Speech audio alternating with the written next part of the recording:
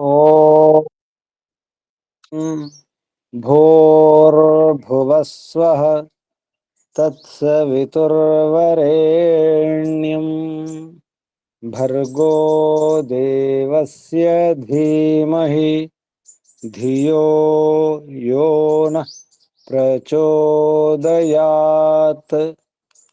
ఓం శాంతి శాంతి శాంతి.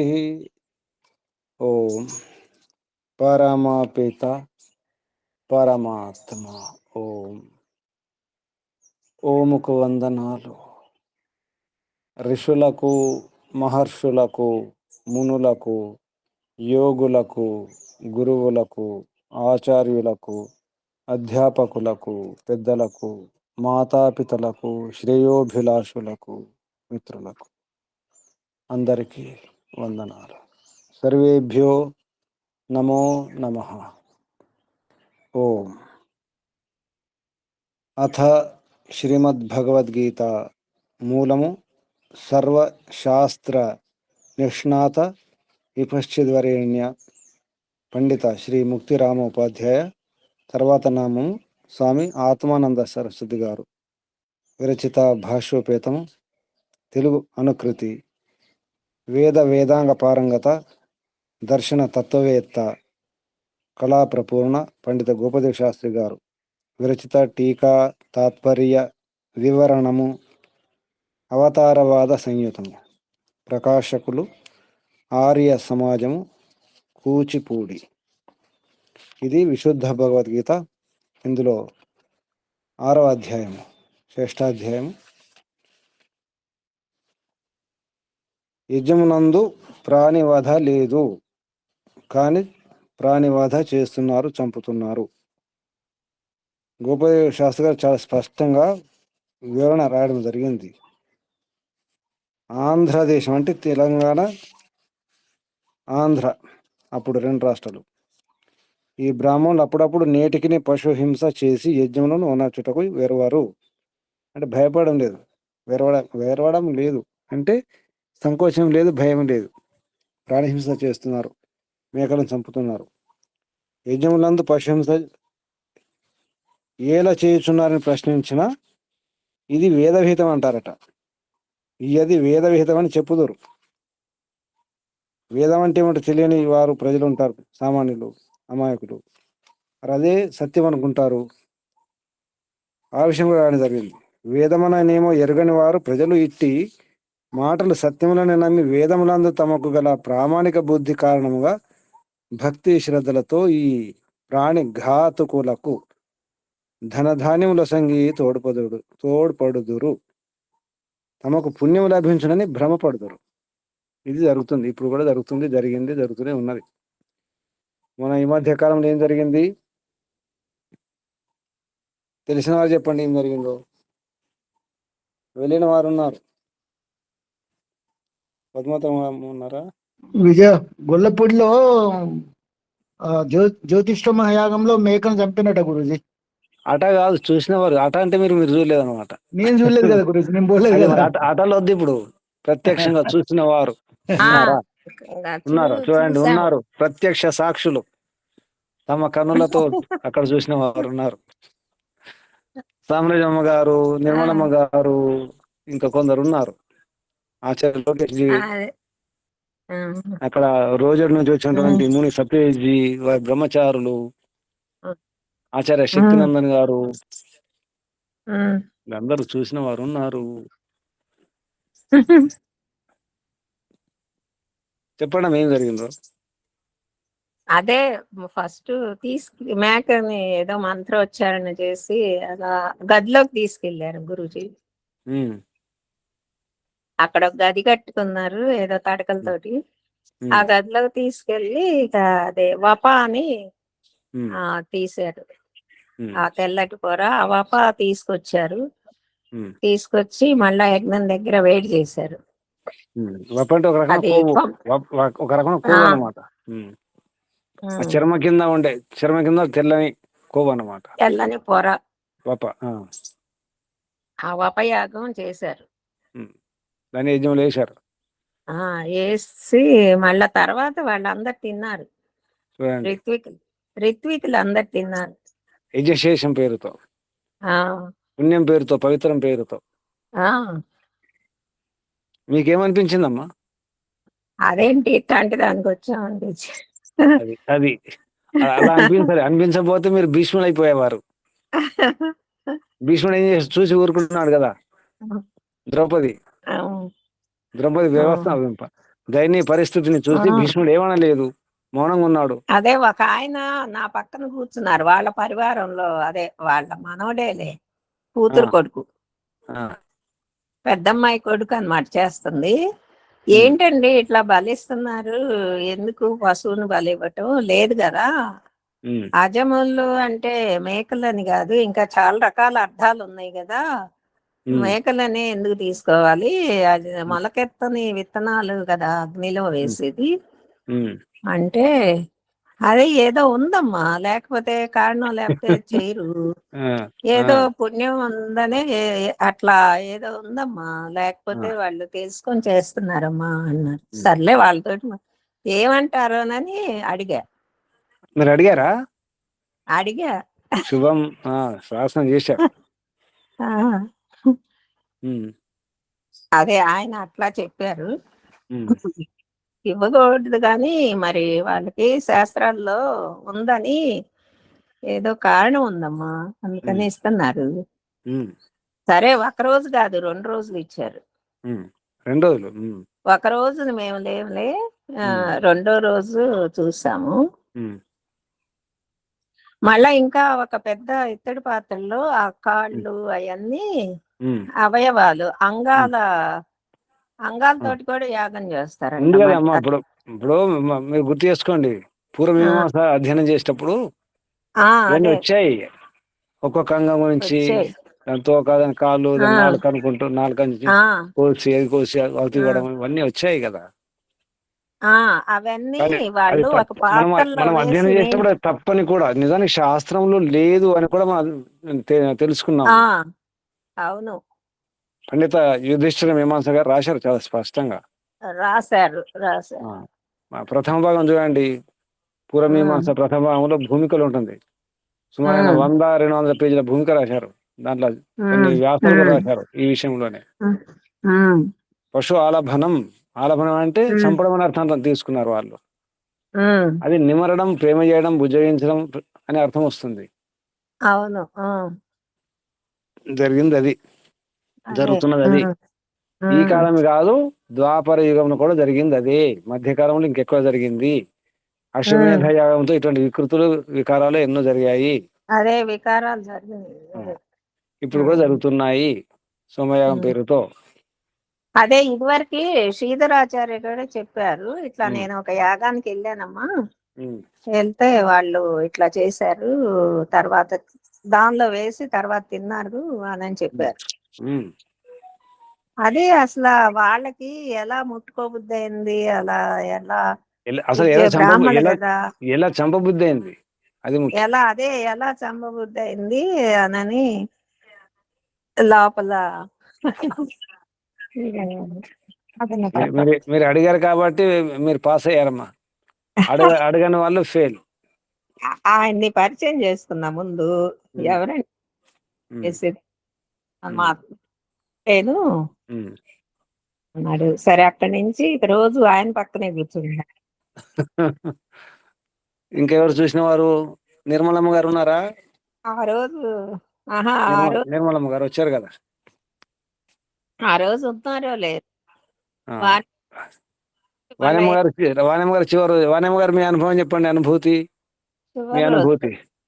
వాణమ్మ గారు మీరు వెళ్ళారు కదా చివరి రోజు. వెళ్ళాం గాని ఏమి ఈ ఒక మహాయాగానికి వచ్చిన ఫీలింగ్ గాని ఏమీ అనిపించలేదు. చిన్న చిన్నగా ఏదో పొయ్యిలు పెట్టుని దీని మీద కాల్చుకొని తిన్నారేమో అని డౌట్ వచ్చింది.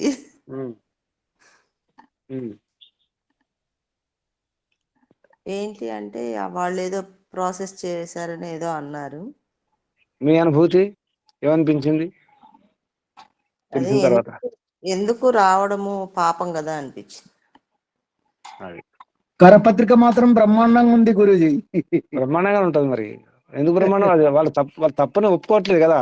వాళ్ళకి పాపం తప్పనటువంటి అటువంటి గ్లాని, అటువంటి సంకోచం, భయం ఏం లేదు కదా. అది విధానం ఉంది కదా. మరి అంత సంస్కృతంలో ఉత్కృష్టమైన సంస్కృతంలో రాసినట్టుంది పత్రిక కూడా. అవును, అన్నీ ఉంటాయి. ఇంగ్లీష్లో కూడా ఉంది, హిందీలో ఉంది, తెలుగులో ఉంది, సంస్కృతంలో ఉంది. మంచి విద్వాంసులే ఉన్నారు అక్కడ. అందరు విద్వాంసులే. శాస్త్రములు ఉంది కదా. పిరినాన్న గారు విద్వాంసులే శాస్త్రములు ఉంది. ఉన్నారు. అజంలోతో యాగం చేయమని ఉంది కదా. ఉమ్, అజములు అంటే మేకలు అని తీసుకున్నారు. అది అజములు అంటే ఏంటి? గురూజీ అజములు మరి అంటే వాళ్ళు ఏంటి? విద్వాంసులే అయినప్పుడు మరి అజములు అంటే మేకలను ఎట్లా తీసుకుంటారు? సంస్కృత పండితులు మరి వాళ్ళు సంస్కృతంలో చదివిన వాళ్ళు వాళ్ళు అట్లా అర్థం తీసుకున్నారు, మనం ఏం చేస్తాం. ఇప్పుడు వారు ఇప్పుడు ఫస్ట్ దాని శబ్దం మీరు మర్చిపోయినట్టారు. ఉమ్, మీరు కనుక ఒకసారి పూర్వమీమాంస దర్శనంలో పాత మన నేను యూట్యూబ్ చూడండి. మర్చిపోలే గురూజీ, నాకు జ్ఞాపకం ఉంది మీరు చెప్పింది జ్ఞాపకం ఉంది. ఎందుకంటే అజములు అని తీసుకున్నారు. అజములు అంటే వేరే వేరే అర్థాలు ఉన్నాయి. అలాగే పశు ఆలభనం, అవును, ఆలంబనం కూడా అది జటం మహాప్రాణం భా ఒతు ఆలంబనం అంటే చంపడం అనే అర్థం కూడా వస్తుంది. ఈ విషయంలో మీతో బాగా మేము ఎదురు ప్రశ్న వేసిన అవును గురించి అవును గుర్తుందా? కదా. మరి అదే కదా. మరి ఇప్పుడు అర్థం కాకపోతే అంతే జరిగింది, జరుగుతుంది కూడా అదే. కాదు, ఇది ప్రక్షిప్తం అనిపిస్తుంది గురూజీ, ఇట్లా ఎట్లా రాస్తాడు అని చెప్పి నేను అన్నాను. ప్రక్షిప్తమైంది. వారు ఆ అర్థం తీసుకున్నారు. ఒక శబ్దానికి ఒక ధాతుకి ఎన్నో అర్థాలు వస్తాయి. ఇప్పుడు వేదం అంటే విధ ధాతు ఉంది, విధ జ్ఞానే, విధ విచారణ, విధ సత్యం, విధ లాభే, ఇన్ని ఉన్నాయి. వివిధ అనే ధాతుకు లాభం తీసుకుంటారు కొందరు, సత్తా తీసుకుంటారు, విచారణ తీసుకుంటారు. సందర్భం బట్టి అర్థం మారుతుంది. వాళ్ళు అజ అంటే మేకను తీసుకున్నారు, ఆలభనం అంటే సంబడం అని తీసుకున్నారు. నిజానికి అది ఆలభనం అంటే నిమరణము, బుజ్జగించడము, ప్రేమ చేయడం. ఈ అర్థాలు తీసుకోలేదు కదా. ఇది జరుగుతుంది. అయితే ఇప్పుడు వాళ్ళది కాదు గురూజీ తప్పు, ఇన్ని వాళ్ళది అర్థాలు లేదు, తప్పు. అర్థాలు ఉన్నాయి. ఇన్ని అర్థాలు ఉన్నాయి. ఇప్పుడు మీరు అడిగారు అనుకోండి, ప్రమాణం చేస్తారు పిపినారాయణ గారు. చూడండి, శ్రౌత సూత్రాలు ఉన్నాయని చూపిస్తారు కూడా. సోమయానికి సంబంధించిన విషయాలు చూసుకోండి, దాంట్లో మేక అదంతా ఉంది. వాటి అంగాలు మన పూర్వమీమాంసలో సూత్రాలు ఉన్నాయి, కానీ అర్థం అది కాదు. అదే దాని నాలుక కోసి పెట్టండి, దాని తోక కోసి పెట్టండి, ఇవన్నీ ఉన్నాయి. దాని కాలేయం, దాని గుండె, ఇవన్నీ ఉన్నాయి. కానీ ఏ మేక పాత్రలో వేశారు. మరి గురూజీ ఇప్పుడు అజములు అంటే మనం మొలకెత్తిన విత్తనాలని తీసుకున్నాము. మరి మొలకెత్తిన విత్తనాలకు విషయంలో నాలుకలు, అంగాలు ఎట్లా వస్తుంది గురూజీ? మరి సందర్భం వేరే వేరు ఉన్నాయి. ఇలాగే జరిగింది మధ్యకాలంలో కాదు. ఒకసారి ఇప్పుడు మనము ఈ భగవద్గీత అధ్యయనం చేస్తున్నాం కదా, కొంచెం ఆగండి, ఇంకా ముందు కొంచెం చదువుతామంటే మీకు తెలుస్తాయి. మహాభారతంలో శాంతి పర్వంలో ప్రసంగం చూడండి. ఇప్పుడు అదే దానికోసం ఈ భూమికథ మీకు చెప్పడం జరిగింది. ఈరోజు చదవండి అమ్మ, ఎవరు చదువుతారు? శ్రీమద్ భగవద్గీత విశుద్ధ భగవద్గీతలో 6వ అధ్యాయంలో నేను ఎంతవరకు చదువుకున్నాము? ఎంతవరకు అంటే ధ్రువం ప్రాణివధో యజ్ఞే నాస్తి, భీష్ముడు యుధిష్ఠిరునితో చెప్పడం జరుగుతుంది. అది అనుశాసన పర్వంలో శ్లోకం. ధ్రువం అంటే నిశ్చయం. ఇది ఎటువంటి నిశ్చయం అంటే సత్యం. అంటే ప్రాణివధ యజ్ఞే నాస్తి, యజ్ఞంలో ప్రాణివధ లేదు. యజ్ఞం అంటేనే అధ్వరం, అధ్వరం అంటేనే హింస లేకపోవడం. యజ్ఞం అంటేనే ఒక శబ్దం ఉంది, అధ్వరం అంటారు, ధ్వరం కానిది. దానికి నేను చెప్పడం జరిగింది కదా, ధ్వరతి హింసా కర్మ నా ధ్వరతి ఇది అధ్వర, ధ్వరతి కానిది అధ్వరం అంటే హింస లేని అర్థం. దానికి యజ్ఞం అంటేనే. భీష్ముడు ఏమంటున్నాడు? ధ్రువం, ఇది నిశ్చితం, సందేహం లేదు. ధ్రువం నిశ్చయం, స్థిరం. ప్రాణివధో యజ్ఞే నాస్తి, యజ్ఞంలో ప్రాణివధ లేదు. యజ్ఞ తు అహింసక, యజ్ఞం అంటే అహింసకము. తతో అహింసక కార్య, కాబట్టి అహింస కార్యం చేయాలి. ఏది అహింస కార్యం ఉంటుందో అది యజ్ఞం. సదా యజ్ఞో యుధిష్ఠిర, అది హింసారహితం అటువంటిది, అది ఎల్లప్పుడూ చేయాలి.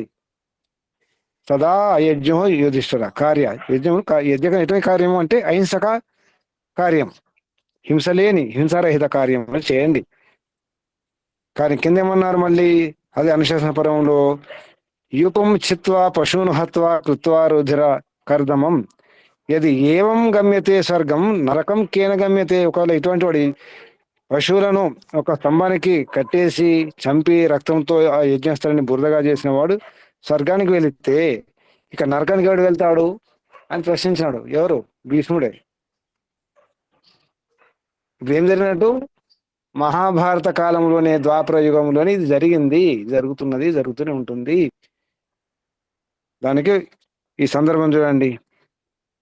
మహాభారతము శాంతిపరమున గల భీష్మ యుధిష్ఠిరుల సంవాదం ఇంకొకటి చూడు.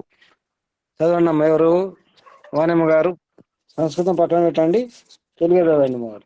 సంస్కృతం తర్వాత తెలుగులో. ఐశ్వర్యవంతుడైన వసురాజు ఇక్కడ నుంచి. ఐశ్వర్యవంతుడైన వసురాజు ఎందువలన భ్రష్టుడై భూవి వరమున ప్రవేశింపవలసి వచ్చినది? భూవివరమున అంటే భూమి, గుహ, బొరియలు ఉంటాయి కదా, ఎలకల బొరియలు అటువంటివి. ఆహా అని యుధిష్ఠిరుడు భీష్ముని ప్రశ్నింపగా అతడు ఇట్లు చెప్పాను.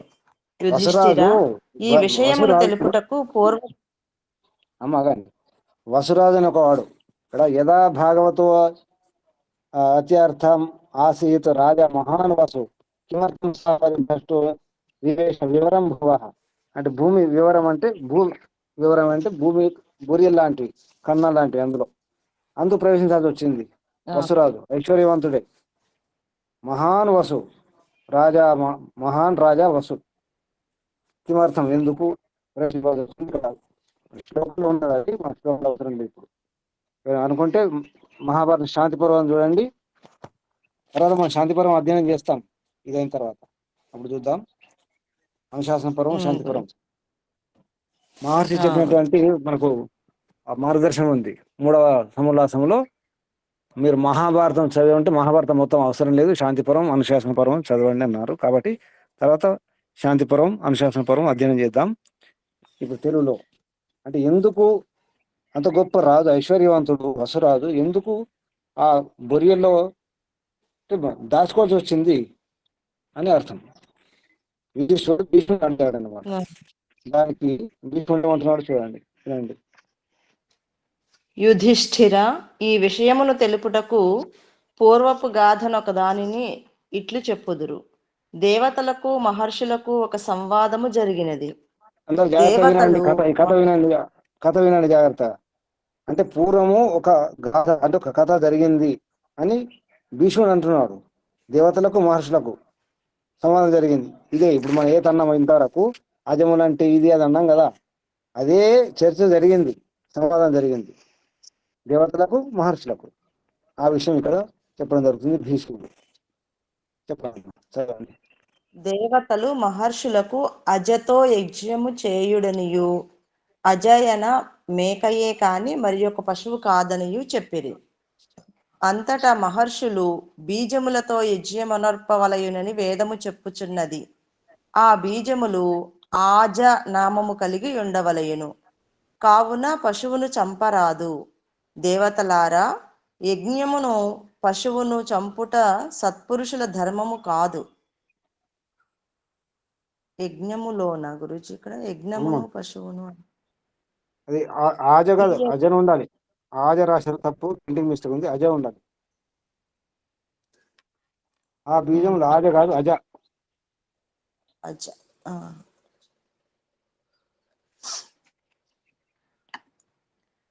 ఇది శ్రేష్టమైన కృతయుగము.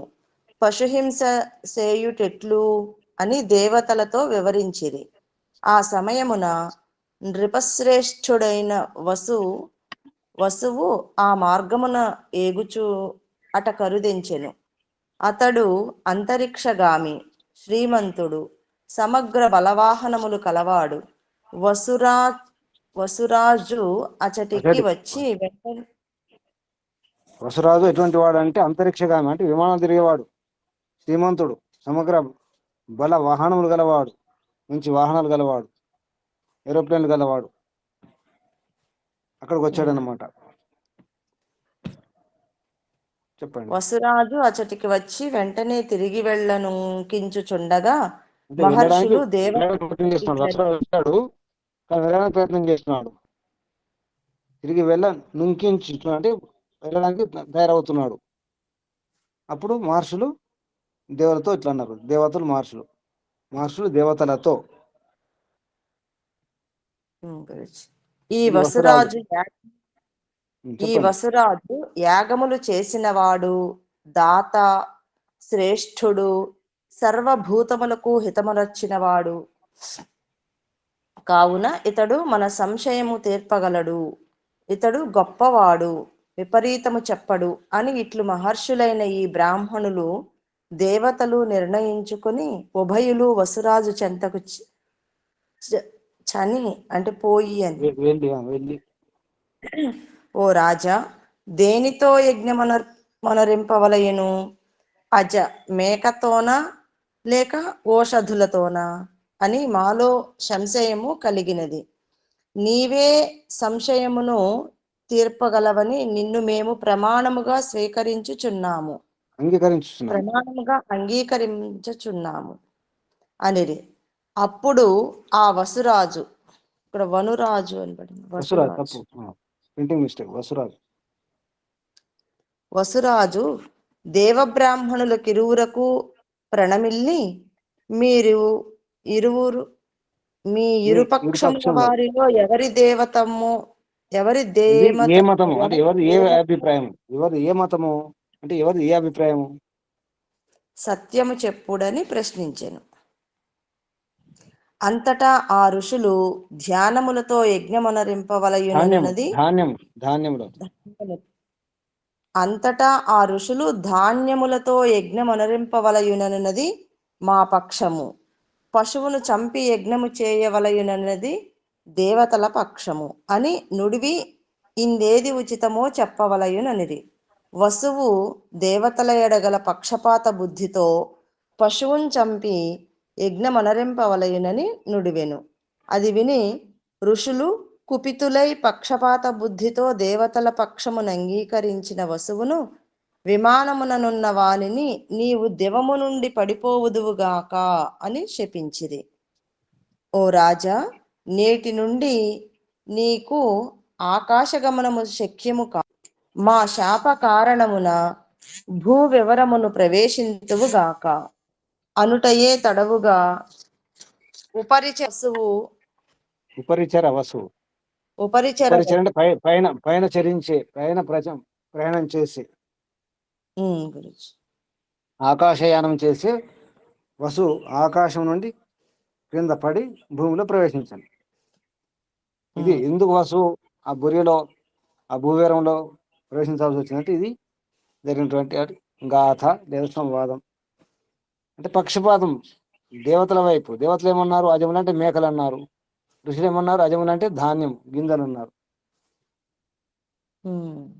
విధానం ఉంది. 2 సంవత్సరాలు దాటినటువంటి గింజలతోటి వరి ఎన్ని సంవత్సరాలు దాటాలి, ఎవరైతే ఎన్ని సంవత్సరాలు దాటాలి, జొన్నలు అయితే ఎన్ని సంవత్సరాలు దాటాలి, అంతా లెక్క ఉంది.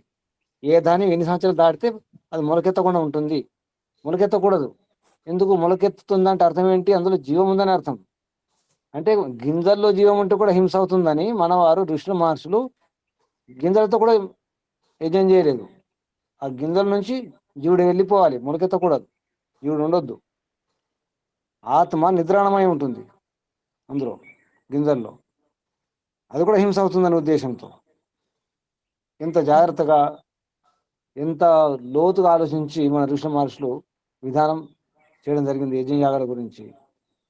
ఇది ఎప్పుడు మొదలైంది? ద్వాపర యుగంలోనే భీష్ముడు చెబుతున్నాడు ఇది జరిగింది ఇటువంటిది.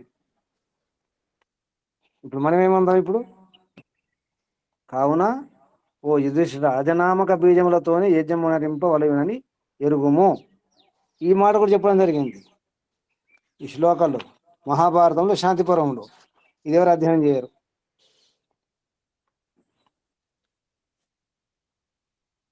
గింజలతో చేయండి, ధాన్యంతో చేయండి, బీజములతో చాలా స్పష్టంగా చెప్పినారు కదా. ఇది ఎవరు చేయరు. శ్లోకం ఉంది కూడా, అజైర్ యజ్ఞేషు యష్టవ్యం ఇది వైదికి శృతి. అథో వై, చివరిలో చూడండి, అథో వై సంబభూవాషు, భూమి వివర గో నృప అయిన తర్వాత అజైహి అజములతో యజ్ఞేషు యష్టవ్యం అంటే యజ్ఞంలో యష్టవ్యం అంటే ఇవ్వండి, ఆహుతి ఇవ్వండి. ఇది వైదికి శృతి. అజాసంజ్ఞాని బీజం చాలా స్పష్టంగా ఉంది. అజాసంజ్ఞాని అజములనే పేరున్నటువంటి బీజాని ఛాగమునో, ఛాగం అంటే మేక, ఛాగమునో హంతుం అర్హత అంటే మేకను చంపకండి, అర్హత లేదు. మేకను చంపే అర్హత లేదు. ఛాగం నో హంతుం అర్హత అజ సంజ్ఞాని బీజాని అజైర్ యజ్ఞేషు యష్టవ్యం అజములతో చేయండి. అజములు అంటే బీజాని అవ్యవస్థితం మర్యాదై విమూఢై నాస్తికై నరై సంశయాత్మభి అవ్యక్తై హింస సమన్వర్ణిత. చివరి శ్లోకాలు చూడండి. తెలుగు చదవండి అమ్మా, ఈ విషయం చదివేసండి. మర్యాదలు విడిచి కావున ఓ యుధిష్ఠిర, అజనామక బీజములతోనే యజ్ఞమనరింపవలయునని ఎరుగుము. పశువులను చంపి యజ్ఞము చేయరాదు. మర్యాదలు విడిచి మూఢులు, సంశయాత్ములు, నాస్తికులు నైన వారు యజ్ఞములందు హింసను వర్ణించినారు. వారు అవ్యక్తులు. ఇది తిట్లు బాగున్నాయా? అవ్యవస్థిత మర్యాద అంటే మర్యాద దాటిన వారు, మర్యాద అవ్యవస్థితమైన వారు. అవ్యవస్థిత మర్యాదై విమూఢై నాస్తికై నరై సంశయాత్మభి ఇట్లే తిట్లు. ఇటువంటి వారే హింస సమన్వర్తాయి, హింస చేస్తారు.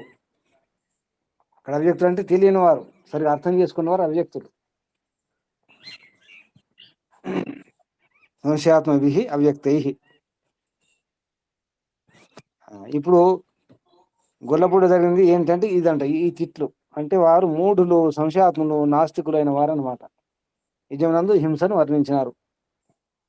వారు తినాలని ఇష్టంతో ఈ పని చేసినట్టు చెప్పడం జరుగుతుంది. మధ్యకాలంలో జరిగింది అదే. అందుకే జైమిని మహర్షికి పూర్వమీమాంస దర్శనం రాయాల్సి వచ్చింది,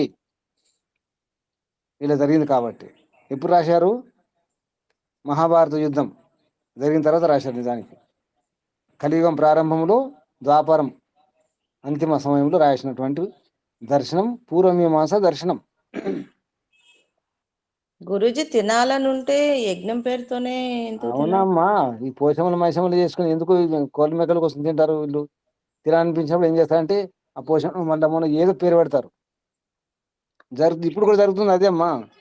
తినాలనిపిస్తుంది, ఊరికే తింటే బాగుండదు కదా. పోషములు మైసములు రకరకాల పేరు. ఎవరికో అనిపించినందువలన తరతరాలు పాపంలో పడుతున్నారు కదా.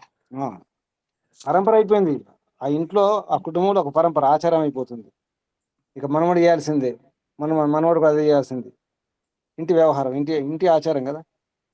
ఆ దేవుడు, ఇంటి దేవుడు ఎల్లమ్మ, మల్లమ్మను, అంకమ్మను, మారేడమ్మను, పైడమ్మను, ఏదో ఒకటి. ఇంకా రకరకాల పేర్లు ఉంటాయి. ఒక పోషం ఉండదు, 5 చేతుల పోషమ్మ, 4 చేతుల పోషమ్మ, ఇవన్నీ ఉంటాయి పేర్లు. దుర్గమ్మ, అది ఇది. వాళ్ళు ఎవరు చెప్పారు కదా. భీష్ముడు అంటున్నాడు, అవ్యవస్థిత మర్యాదై విమూఢై నాస్తికై నరై సంశయాత్మభి అవ్యక్తై. అలాగే స్వార్థపరులు తినాలనిపించి ఈ పేరుతో చేస్తారు. దానికి ఒక సూత్రం కూడా రాసుకుంటారు, వైదిక హింస హింస నా భవతి. వైదికంగా హింస చేస్తే హింస కాదని కాదట. దాని అర్థం అది కాదు. ధర్మపూర్వకంగా అది ఆ హింస అంటే యుద్ధం, ధర్మం కోసం, ధర్మరక్షణ కొరకు చేసే యుద్ధం, అది వైదిక హింస. నిజానికి అది హింస అనడానికి వీల్లేదు. ధర్మరక్షణ కొరకు చేసే యుద్ధం అని ప్రకటించేస్తారు. అర్జునుడు చేసే యుద్ధం అర్జునుడు చేసి అది ధర్మపూర్వక యుద్ధం. అది హింస అనే పేరు వాడకూడదు. ఇప్పుడు అర్థమవుతుందా మేకను ఎందుకు కోశారో? గొల్లపూడి అక్కడ అగ్నిష్టం జ్యోతిష్టములో తిప్పిన నాన్నగారు సమాధానం దొరికిందా? దొరికింది గురించి. భీష్ముడు సమాధానం ఇది. అవునవును. ఒకసారి శాంతిపరం తీసుకొని చూడండి, మహాభారతం ఉంటే ఇలా ఉంటాయి. అంటే ఎందుకు మహాభారత యుద్ధం చేయాల్సి వచ్చింది, కౌరవుల పాండవుల అది ఎందుకు జరిగింది అంటే ఇదే. వైదిక ధర్మం పరంపరలు పోయాయి అప్పుడే. వికృతం జరిగింది, సరైనటువంటి ధర్మ మార్గం పోయింది. అటువంటి తరుణంలో ఈ కలియుగంలో మనం ఏదో ప్రయత్నం చేస్తున్నాం. ఏం ప్రయత్నం? ఉడతా భక్తిగా, అంతే. ఉడతలం బుడతలం, మనం ఉడతలం బుడతలం. ఇప్పుడు ఏదో ప్రయత్నం చేయాల్సిందే. చేద్దామా పడుకుందామా? ప్రయత్నం చేద్దామా పడుకుందామా? చెప్పండి చేద్దాం గురుజీ. వీరులారా, శూరులారా. చెప్పండి, ఇప్పుడు ఏం చేద్దాం? లోపలైతే బాధ ఉంది మరి కదా. ఏం ప్రయత్నం చేద్దాం చెప్పండి? ఏ ప్రయత్నం, ఉపాయం అంటే సమస్య ఇది, పరిష్కారం చెప్పండి. వేద ధర్మ ప్రచారం చేయడమే. ముందు సరిగా అర్థం చేసుకోండి, సరిగా అధ్యయనం చేయాలి, అది ముఖ్యం ఉంది. సరిగా అధ్యయనం చేయాలి. అక్కడ కొంచెం ఇక్కడ కొంచెం, అక్కడ ముక్క ఇక్కడ ముక్క కాదు. అక్కడ కొంచెం ఇక్కడ కొంచెం అతుకుల బొంతలాగా ఉండకూడదు కదా. స్పష్టంగా ఉండాలి, ఒక క్రమంగా అధ్యయనం చేయాలి, స్పష్టంగా ఉండాలి, హేతుబద్ధంగా, ప్రమాణపూర్వకంగా, తర్కయుక్తంగా ఉండాలి. దేశం పెంచుకోవడం కొరకు కాదు, నిజానికి సత్యాసత్యాల నిర్ణయం కొరకు ప్రయత్నం చేయాలి. వాదాలు, సంవాదాలు, శాస్త్రార్థాలు దాని కొరకే. మనం చేయవలసిన పని ఇది. మంచిగా అధ్యయనం చేద్దాం, సరిగ్గా తెలుసుకుందాం. తెలుసుకొని ఐక్యత ముఖ్యం ఉంది, కలిసి ఉండడం, సంఘటనం, సంగచ్ఛధ్వం సంవదధ్వం సంవో మనాంసి జానతాం దేవాభాగం యథాపూర్వే సంజానాన. చెప్పండి. ఉపాసతే. ఉపాసతే అంటే దేవతలు ఏ విధంగా భాగం పంచుకున్నారు అంటే, భాగం అంటే అక్కడ భాగం కాదు, సేవ, భజ సేవాయం, ఎలా సేవించుకున్నారు ఆ విధంగా సేవ, సత్కారం, పూజ. సేవ అన్నా, సత్కారం అన్నా, పూజ అన్నా, భాగం అన్న అదే అర్థం. కలిసి ఉండాలి, కలిసి ఆలోచించాలి, మనసులు కలిసి ఉండాలి. ముఖ్యంగా మన ఆలోచన కలిసి ఉండాలి, భావాలు కలిసి ఉండాలి. దాంట్లో బలం ఉంటుంది. వారు అలా చేస్తున్నారంటే వారికి బలం ఉంది. గురూజీ వాళ్ళు ఇట్లా కూడా అంటుండొచ్చు, దేవతలు ఋషులు కదా సంవాదం అయింది, ఋషుల కంటే దేవతలే గొప్పవాళ్ళు కదా, దేవతలే చెప్పిండ్రు మేఘం చెప్పమని అని కూడా అంటుండొచ్చు. అదే కదా మరి అడిగి అంటుండొచ్చు కదా, అదే అంటున్నారు, అంటుండొచ్చు కదా, అదే అంటున్నారు. ఇప్పుడు ఉందండి, శాస్త్రంలో ఉంది అంటారు వాళ్ళు. ఉంది, అజం ఉంది కదా, అజా శబ్దం ఉంది కదా. ఇలా ఉంటాయి. అందుకే మనం అధ్యయనం చేయడం అవసరం ఉంది. బుద్ధిని ఆయుధంతో యుద్ధం చేయాలి. ఇప్పుడు మన ఆయుధం బుద్ధి, విద్య, వివేక జ్ఞానము. అర్థమవుతుందా? మిగతా వారికి వేరే వాళ్ళు చేస్తున్నారండి, వేరే మతస్థులు మనం తిట్టడానికి చేస్తున్నారు, లోతు అధ్యయనం చేస్తున్నారు, కష్టపడుతున్నారు, జీవితాలు పెడుతున్నారు, తపస్సు చేస్తున్నారు, తిట్టడానికి, మనల్ని తిట్టడానికి, వేదాలను తిట్టడానికి, విమర్శించడానికి. మనం రక్షించుకోవడానికి చేయాలి అధ్యయనం. తప్పుడు భాష్యాలు చదివి. నమస్తే స్వామి.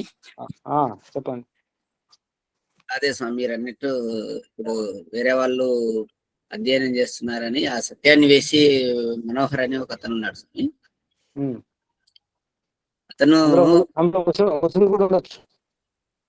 అతను బాగా స్టడీ చేస్తున్నాడు స్వామి, ప్రత్యర్థ ప్రకాశం అని. అతను ఆ రోజు నాతో అది డిబేట్ లో వచ్చినప్పుడు చెప్తున్నాడు, మీ సమాజకులు ఎవరు కూడా సత్యార్థ ప్రకాశం మెయిన్ గ్రంథం అంటారు కానీ ఒక్కరు కూడా బాగా పూర్తిగా రోజు చదివే వాళ్ళు ఎవరు లేరు. మీరు అది కూడా కనీసం చదవట్లేదు. అసలు మీకు ఏ పేజీలో ఏముంది, ఏ గ్రంథంలో ఏముంది కూడా మీకు తెలియదు, కానీ మీరు మళ్ళా అన్ని చెప్తుంటారని అన్నాడు. అది వాస్తవం కదా, వాస్తవం అదే.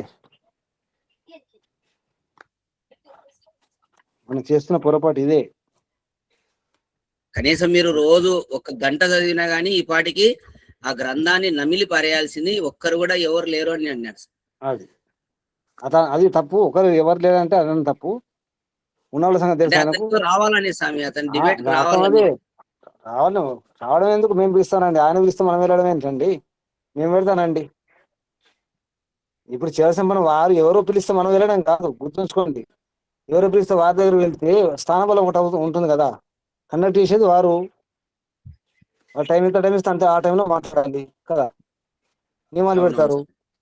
మనం కార్యక్రమం పెట్టి వారిని పిలవాలి. ఈ ఏర్పాటు ఏం లేదంటే ఊరికే చేసుకోకూడదు. బురద చల్లుతాడు స్వామి, అంతే బురద చల్లుతుంటాడు, మనం రెచ్చగొడుతుంటాడు సార్. అదేనండి, మనము కార్యక్రమం మనం పెట్టి పిలవాలి, రండి మాట్లాడండి, ఇక్కడ మాట్లాడండి, ఇక్కడ ఈ వేదిక మీద మాట్లాడండి. అప్పుడు మన బలం ఉంటుంది కదా, స్థాన బలం ఒకటి ఉంటుంది సైకలాజికల్, గుర్తుంచుకోండి. అదే స్వామి ఒకసారి అదే వీడియో తీశాడు కదా స్వామి, దయానంద సరస్వతి గురించి వీడియో తీసి దాంట్లో ఇతను ఒక బేవకూఫ్ అది ఇది అని చెప్పి మాట్లాడినాడు సార్. అదే అట్లా రెచ్చగొడతాడు స్వామి, అందరికి కోపం వచ్చేటట్టుగా. అవును, మనకు బుద్ధి రావాలి కదా, మంచిదే, ధన్యవాదాలు చెప్పండి. కానీ దానికి సమాధానం భగవద్గీతలో 2వ శ్లోకం చూడండి. అసలు ఏంటి, సరే అది మాట అర్థమైందా, బాగా గుర్తుంచుకోండి. దీంట్లో ఒక విషయం చెప్తున్నాను. అజహ పుల్లింగం ఉంటుంది, అజహ స్త్రీలింగం ఉంటుంది. ఇది కూడా అర్థం చేసుకోండి శబ్దాలు. ఆ జ అంటే లేదని అర్థం వస్తుంది, జ అంటే పుట్టుకోలేదు, గుర్తుంచుకోండి. అదే శబ్దం అర్థం కూడా చూడండి. పుట్టుకలేదు, మేకకు పుట్టుకలేదా, ఇక్కడ వినండి, తర్కం వినండి. ఇక ఇది బాగా గుర్తుంచుకోండి. అజములో అన్నారు కదా పిపినారాయణ గారు, బాధపడేవారు ఆవేదన చెందేవారు వినండి. అజ అన్నారా, ఆ జ అంటే పుట్టుకలేదు, మేకకు పుట్టుక ఉందా లేదా, ఇప్పుడు వాళ్ళని అడగాలి. అజములో తన సంస్కృత పదం వాడడానికి అక్కడ మేకను రాయలేదు కదా, తెలుగులో మేక లేదు, ఇంగ్లీష్లో గోట్ అని లేదు కదా, అదే పదం ఉంది.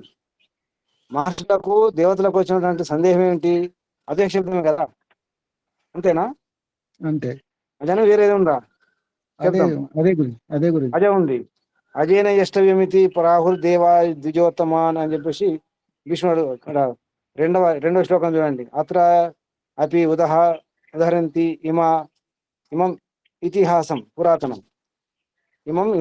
పురాతనం ఋషీణాం చ ఏవ సంవాదం త్రిదశానం చ భారత. అజేన యష్టవ్యమితి పరాహుర్ దేవా ద్విజోత్తమాన్ స చ ఛాగో అపి అజో జ్ఞేయో నాణ్య పశురితి స్థితి. అంటే భీష్ముడు చెప్పినట్టు స్టార్టింగ్ లో చాగ అంటే మేక, అక్కడ శబ్దం అజ గురించి, అజేన యష్టవ్యం అని మాట. నిజంగా వాక్యం ఏముంది, అజముతో, అది ఏకవచనమే, మళ్ళీ గుర్తుంచుకోండి. అజేన యష్టవ్యం అంటే అజముతో ఆహుతి అని మాట, వాక్యం అది. మరి అజం అంటే ఏమిటి, మూడండి ధాతు ఏంటండి, జ అంటే జన్మ, ఆ అంటే లేదు, జన్మ లేదు. మేకు జన్మ ఉందా లేదా, వాళ్ళని అడిగే మాటలు. శబ్దం ఏమిటి, అజ, దాని అర్థం ఏమిటి, జన్మ లేనిది. మేకకు జన్మ ఉందా లేదా, మరి జన్మ ఉన్నదని ఎలా, అది అజే కాదు కదా, అర్థమవుతుందా? పుట్టుక ఉండొద్దు. ఒకవేళ ఇప్పుడు మేక ఉందనుకోండి, ఆ మేక వల్ల పిల్లలు పుడతారా పుట్టరా? పుడతాయి. మరి అదే ఎలా అవుతుంది, ఈ విధంగా అడగాలి. అంటే కొంచెం వ్యాకరణం తెలిసి ఉంటే, ధాతువులు తెలిసి ఉంటే కూడా అడగవచ్చు. అసలు అజే అనేది స్త్రీలింగమా పుల్లింగం అని అడగాలి ముందు. ఆ శబ్దం స్త్రీలింగమా పుల్లింగమా ఏంటి? ఇక్కడ అజేన అనేది పుల్లింగం, అజేన అనేది పుల్లింగం, తృతీయ విభక్తి ఏకవచనం. అజేన అంటే రామేణ లాగా అంటే పుల్లింగం. మరి అజ స్త్రీలింగం. అజా దీర్ఘం ఉంటే స్త్రీలింగం. మరి స్త్రీలింగం మేకను అజహ అన్నారా, అజా అన్నారా? అజా. ఇవన్నీ ఈ శబ్దాలు పట్టుకొని అప్పుడు అంటే కొంచెం వ్యాకరణం తెలిసి ఉంటే, ఈ ధాతువులు తెలిసి ఉంటే ఇవన్నీ అడగవచ్చు. అంటే అదే వాళ్ళు కూడా తెలిసి ఉండాలి. స్త్రీలింగం. ఇటువంటి కొన్ని గుర్తుంచుకోండి, ఇటువంటి ఉపాయాలు. దానికి సమాధానం భగవద్గీతలో ఈ విశుద్ధ భగవద్గీతలో 6వ అధ్యాయంలో 2వ శ్లోకం, మామూలుగా అయితే 3వ అధ్యాయం అనుకుంటాను, 3వ అధ్యాయంలో వచ్చే శ్లోకాలు ఇవి. ఏమన్నారు ఇందులో, సహయజ్ఞ ప్రజాశ్రేష్ఠ పూర్వవాచ ప్రజాపతి అనేన ప్రసవిష్యధ్వం ఏష వహ అస్తి ఇష్టకామధుక్. ఇక్కడ చెప్తున్నాను, అనేన ప్రసవిష్యధ్వం ఏష ఓ స్త్రీ అంటే ఇప్పుడేస్తే మేష కాదు అది. ప్రసవిష్యధ్వం ఏష వహ అస్తి ఇష్ట కామధుక్. ఇది మీ కామధేనువు, మీ వాంఛితములను, మీ కోరికలు నెరవేర్చే కామధేనువు అస్తు అగుగాక.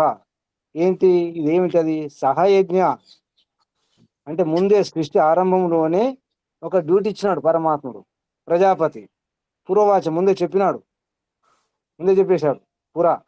సృష్టి ఆరంభంలోనే ఏమని చెప్పినాడు?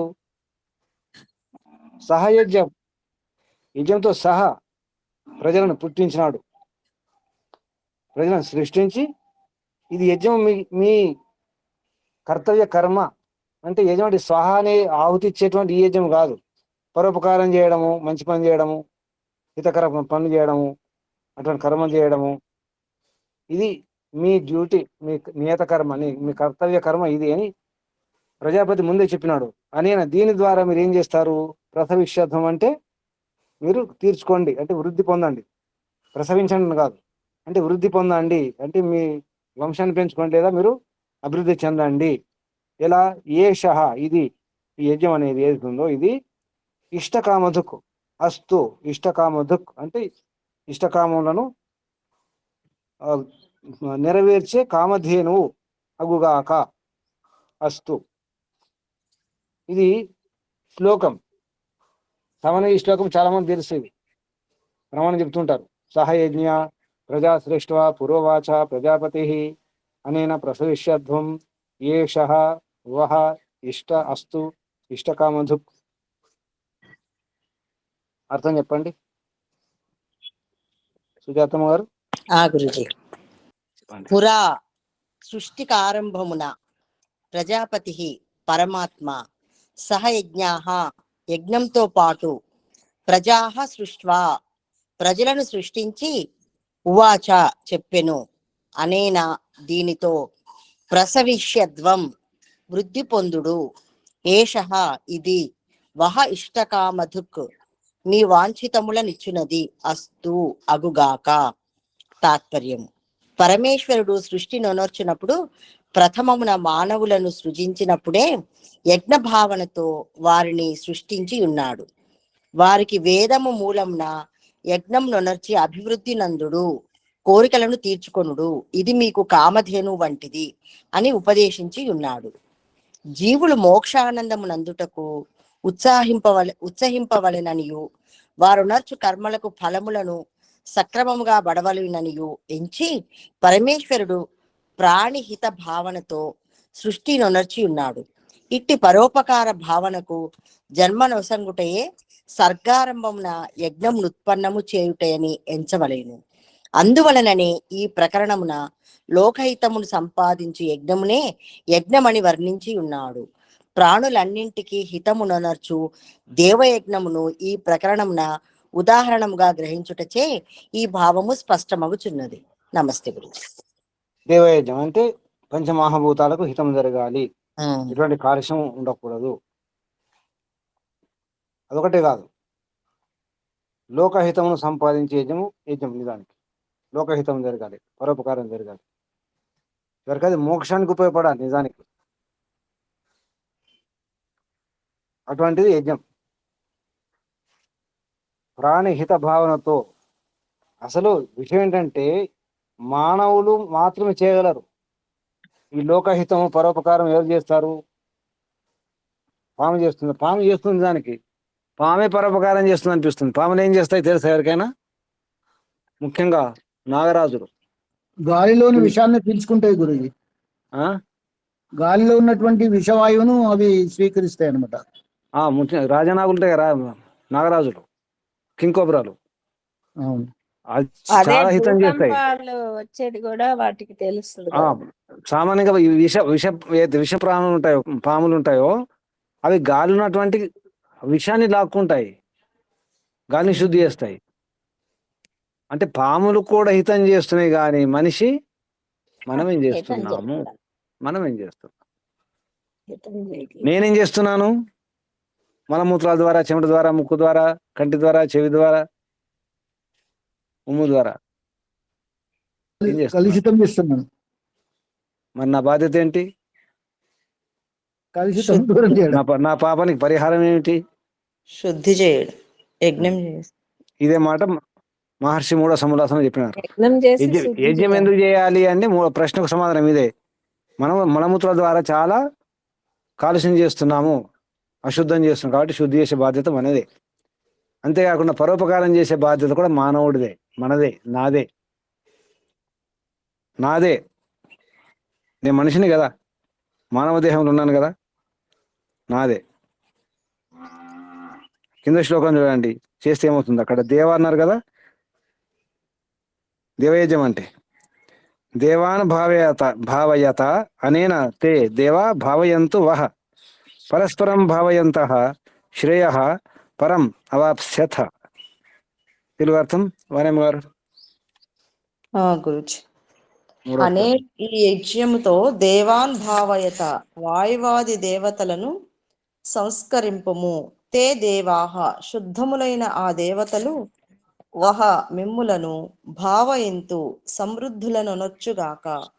పరస్పరం భావయంతః, పరస్పరము శుద్ధి వృద్ధులను చేసుకొనుచు, పరం శ్రేయ, ఉత్తమ శుభమును, అవాప్స్యథ పొందుడు. తాత్పర్యం: మానవులారా, యజ్ఞముతో మీరు దేవతలను భావింపుడు, సంస్కరింపుడు. అప్పుడు ఆ దేవతలు మిమ్ములను ఆదరింతురు, మిమ్ములను ఆరోగ్యవంతులను చేయుదురు. ఇట్లు దేవతలు మానవులు మీరు పరస్పరము భావించుకొనుచు, ఆదర సత్కారములను పొందుచు పరమ శ్రేయస్సును అనుభవింతురుగాక అని వేదమూలమున ఈశ్వరుడు మానవులకు ఉపదేశించినాడని భావము. చదవనవి. ఈ ప్రకరణమున దేవతలనెవరో వారిని యజ్ఞముతో ఎట్లు మానవులు భావింపగలరో తెలుసుకొనవలసి ఉన్నది. మానవులలో విద్వాంసుల, జ్ఞానుల, ధార్మికులు అయిన వారు దేవతలనబడుదురు. విద్వాంసో వై దేవాహ అని శతపథ బ్రాహ్మణము వ్యాఖ్యానించినది. వైదిక శబ్దములను నిర్వచించుచు యాస్క మహర్షి దేవః కస్మాత్, దేవుడు దేవత అన నేల అని ప్రశ్నించుకొని, దేవో దానాద్వా ద్యోతనాద్వా దీపనాద్వా అథ ద్యుస్థానాద్వా, దానము చేయుట, ప్రకాశించుట, ప్రకాశింపజేయుట, ద్యుస్థానమున నుండుట అను గుణములు గల భూమ్యాది పంచభూతములు, సూర్యచంద్రులు, విద్యుత్తు మున్నగు పదార్థములు శాస్త్రములందు దేవతలని వ్యవహరింపబడుననెను. కావుననే భూమిర్దేవత, అగ్నిర్దేవత మున్నగు వాక్యములు వేదములందు చూడనగును. భూమ్యాది పంచభూతముల వలనను, సూర్యాది గోళముల వలనను, ప్రాణులకు వలయు అన్న వస్త్రాదులు, ప్రకాశము, వేడి మున్నగు జీవనోపయుక్తములగు పదార్థములన్నీయు లభించుచుండును. కావున అవి అన్నీయు దేవతలే. ఈ దివ్య పదార్థములను అన్నింటినీ మానవులు నిరతము ఉపయోగించుకొని అపవిత్రము చేయుదురు. జలమును ద్రావి మూత్రముగను, అన్నము తిని మలముగను చేయుట ఎల్లరూ ఎరిగినదియే.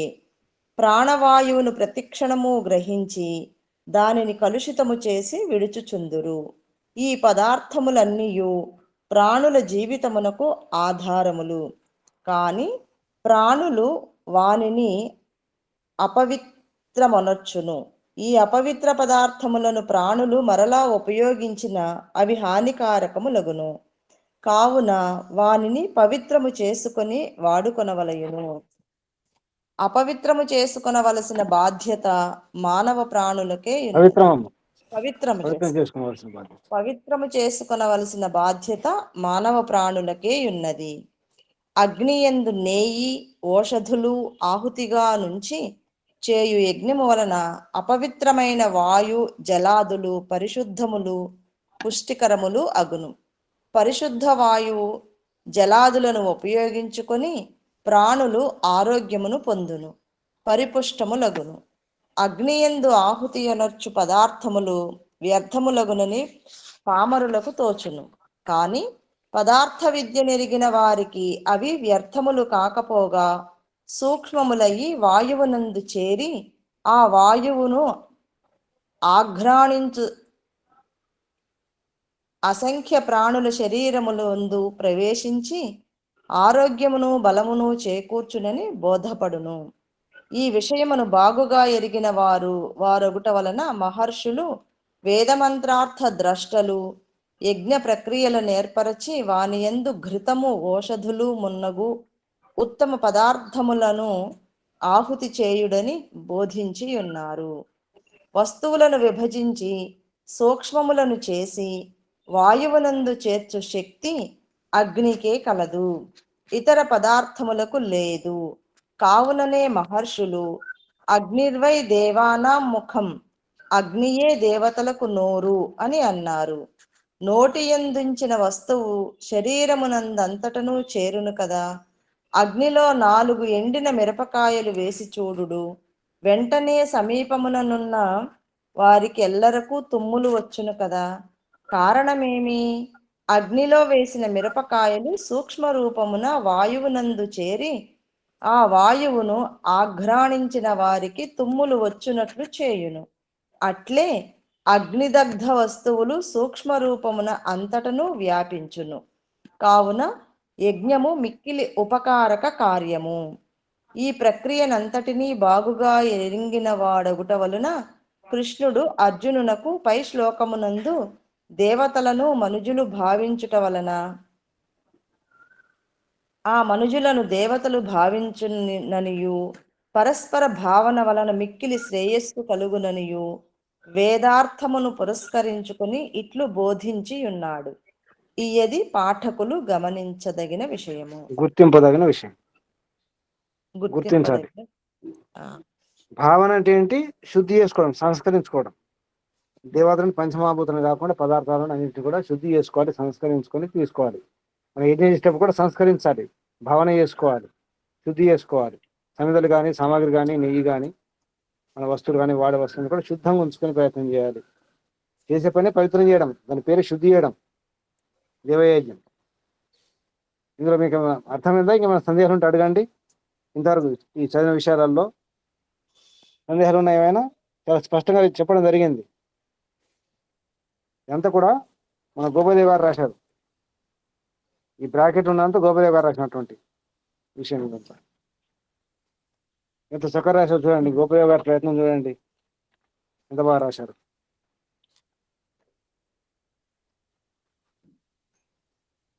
అనుకుంటారు విరచిత టీకా తాత్పర్య వివరణ ఎంత చాలా చక్కగా రాశారు గోపదేవ్ గారు. మామూలు భగవద్గీతలో ఎంత వివరణ ఉండదు కదా గురుజీ. లేదు, అందుకే ఆరంభంలో మన గీతా దాంట్లో అనుకృతి రాసి కింద విరచిత టీకా తాత్పర్య వివరణం, టీకా తాత్పర్యం కూడా రాశారు, అవతరవాదం గురించి రాశారు. గోపదేవ్ గారు చాలా చక్కగా రాశారు ప్రమాణపూర్వకంగా. ఇది అర్థం చేసుకుంటే చాలు, ఈ శ్లోకం చాలు, ఇది ఒక శ్లోకం చాలు. ఎందుకు ఏం చేయాలంటే దేవాన్ భావయత, దేవతలు ఎవరు చెప్పడం జరిగింది. పంచమహాభూతాలు, సూర్యుడు, చంద్రుడు, గ్రహాలు, నక్షత్రాలు, తర్వాత పదార్థాలు అన్ని కూడా, మనం తినే పదార్థాలు, చెట్లు, మూలికలు అన్ని కూడా, వాటిని భావన చేయండి అంటే సంస్కరించండి, శుద్ధి చేయండి. ఏ దేవ అటువంటి ఆ దేవతలు అంటే అవి అటువంటి పదార్థాలు, ఆ పంచమహాభూతాలు అంటే సూర్యుని చంద్రుని కూడా శుద్ధి చేయడం జరుగుతుంది. బాగా గమనించండి. సూర్య చంద్రులను కూడా అంటే మనం ఇక్కడ చేసినటువంటి ఏతే ఆహుతి ఉంటుందో, సమ్యక్ ఆదిత్యం ఉపతిష్టతే, ప్రస్తాహుతి వాక్యం వచ్చిందా? మనుస్మృతి. ప్రస్తాహుతి సమ్యక్ ఆదిత్యం ఉపతిష్టతే, ఆదిత్యం చేరుతుందట ఇక్కడ మనం ఆహుతి ఇస్తే. అంటే సూర్యకిరణాలు కూడా అశుద్ధం అవుతున్నాయి, జాగ్రత్త. చంద్రకిరణాలు కూడా అశుద్ధం అవుతున్నాయి. కాంతి కాలుష్యం, వెన్నెల కాలుష్యం, అన్నిటి కాలుష్యాలకు మనం కాలుష్యం, మన మనస్సులు కాలుష్యం. అంతేనా? మనోమాలిన్యాలు ఉన్నాయా? ఉన్నాయి కదా. అందుకే జాగ్రత్త. మన బాధ్యత ఉంది, మనుషుల బాధ్యత ఉంది. ఈ దేశం ఆ దేశం కాదు, మానవులందరి బాధ్యత. అందులో మన బాధ్యత ఉంది. ముఖ్యంగా ఆర్య సమాజంలో బాధ్యత ఎక్కువ ఉంది.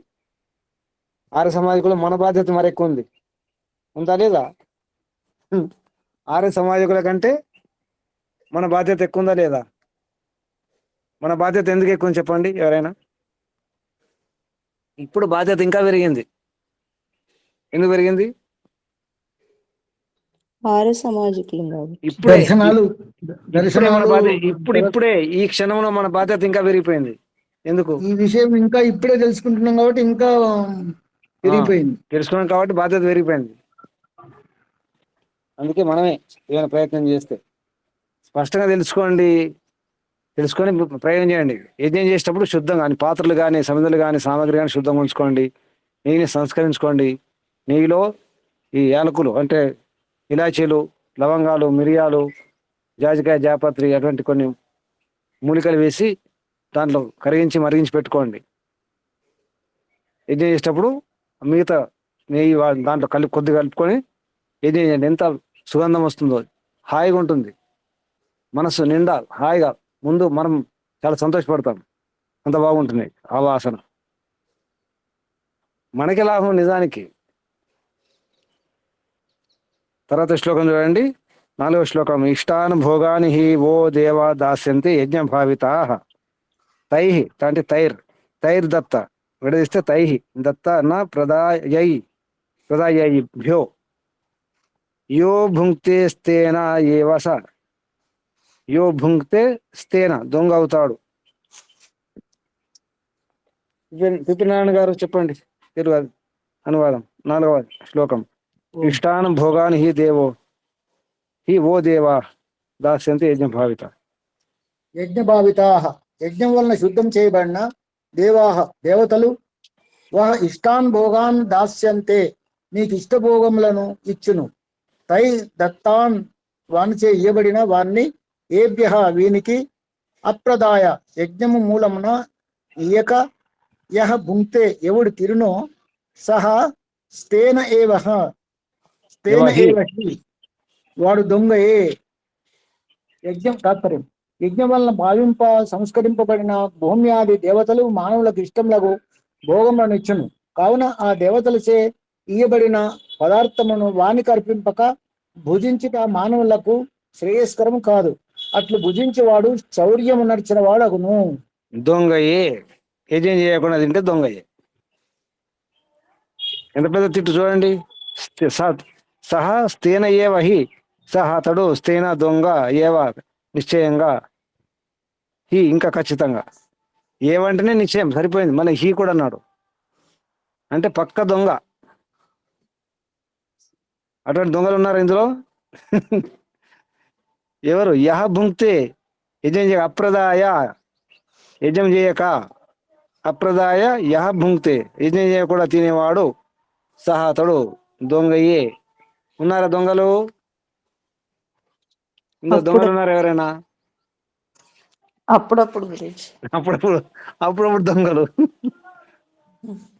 కానీ అంటే యజ్ఞం అంటే కేవలం ఆహుతి ఇవ్వడం ఒకటే కాదమ్మా. మనం తినేటప్పుడు పక్షులకు పెట్టడము లేదా పరోపకారం చేయడము, ఇటువంటి భావన ఉంచుకొని చేయాలి.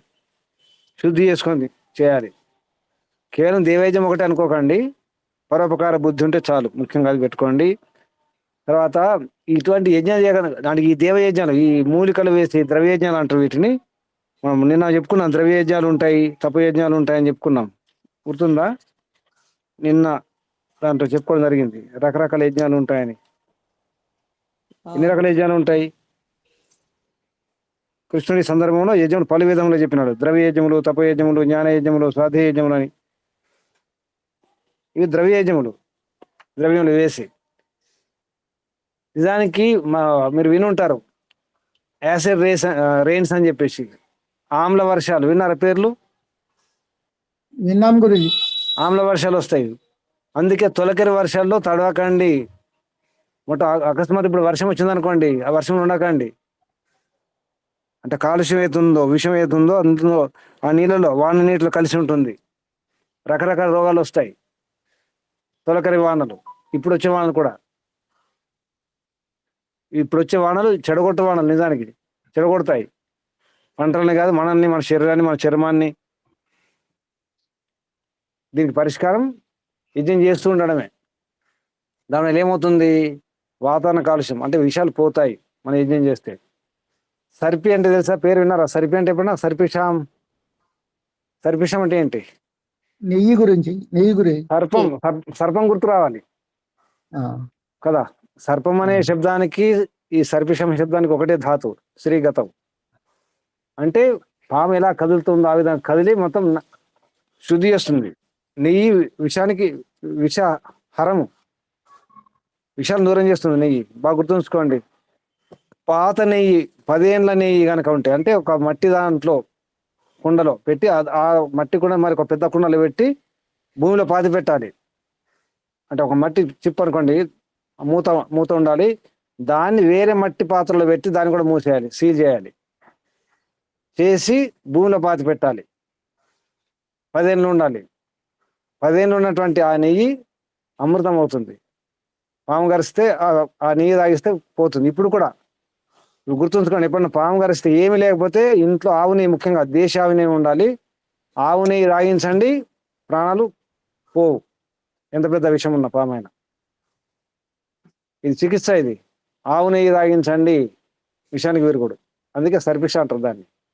సర్ప విషానికి విరుగుడు సర్పిషం. అది వాయువులో, అంతరిక్షంలో, ఆ అంతరిక్షంలో ఉన్నటువంటి నీటి కణాల్లో ఉన్నటువంటి విషయాన్ని కూడా తొలగిస్తుంది. మనం చేసే యజ్ఞము, మన ఆహుతి, మన వనమూలికలు, అంత శక్తి ఉంటుంది. ఎక్కడైతే ఇటువంటి యజ్ఞయాగాలు చేస్తారో యాసిడ్ రెయిన్స్ రావు, ఆమ్ల వర్షాలు రావు, కాలుష్యాలు ఉండవు. ఈ ప్రయోగం చేసాం అమెరికాలో ఉన్నప్పుడు. ఎవరు? వెంకట చాగంటి గారు, నేను. అక్కడ బృహస్పతి మహాయాగం పేరుతో అక్కడి నుంచే స్టార్టింగ్ చాగంటి గారి ప్రయాణం. వెంకట చాగంటి ప్రయోగం చేయడం జరిగింది. యజ్ఞం చేస్తే అసలు కాలుష్యం లేదు. మిగతా వేరే దూరంలో వర్షం కురిసినప్పుడు ఆ నీటిని పట్టుకొని ఇక్కడ వాళ్ళ ఇంట్లో చేయడం జరిగింది. ఇంటి ముందర షెడ్డులో వర్షం వచ్చింది ఆ రోజు. ఆ నీటిని, దూరంలో పడ్డ నీటిని రెండు పరీక్ష చేస్తే దూరంలో పడ్డ నీటిలో విషం ఉన్నట్టు, అంటే నాట్ డ్రింకేబుల్ అని వచ్చింది. ఈ నీరు డ్రింకేబుల్ అని వచ్చింది, తాగొచ్చు.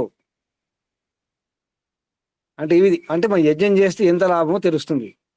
ప్రయోగం చేసి చూడండి, తెలుస్తుంది. ఇప్పుడు కూడా చిన్న చిన్న ప్రయోగాలు చేసి చూడండి. మామూలుగా యజ్ఞం చేయండి, ఇంట్లో ఇల్లు శుద్ధి అవుతుంది. ముఖ్యంగా అంటే ఇంత లాభం ఉంది.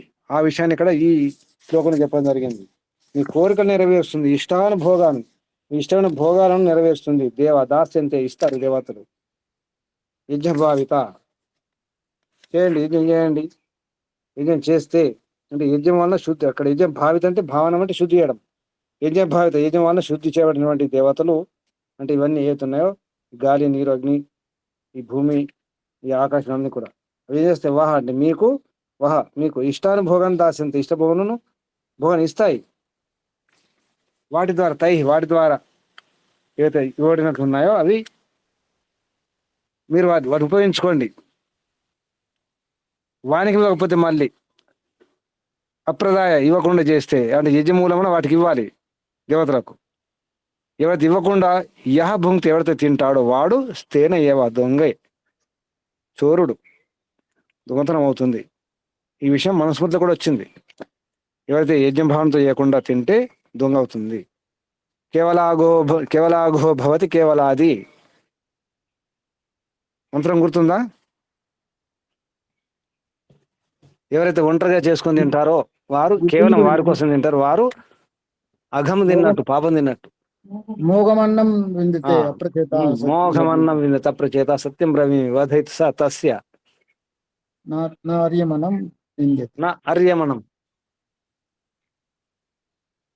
వాడు కేవలాఘుభవతి కేవలాది. అది కాబట్టి యజ్ఞం చేయండి. తర్వాత శ్లోకం ఇది. ఈ శ్లోకం సామాన్యంగా పౌరాణికులు తినేటప్పుడు ఈ శ్లోకాన్ని ఉచ్చరిస్తారు. కొందరు తెలుసు. యజ్ఞ శిష్ట అశినః సంతో ముచ్యంతే సర్వకిలిభిషై భుంజతే తే తు అఘం పాప ఏ పచంతి ఆత్మకారణతో. తన కొరకే, అదే అర్థం. మోఘమన్న విందతే కేవలాఘో భవతి కేవలాది. భుంజతే తే తు అఘం పాపం, అఘం పాప ఏ పచంతి ఆత్మకారణాత్.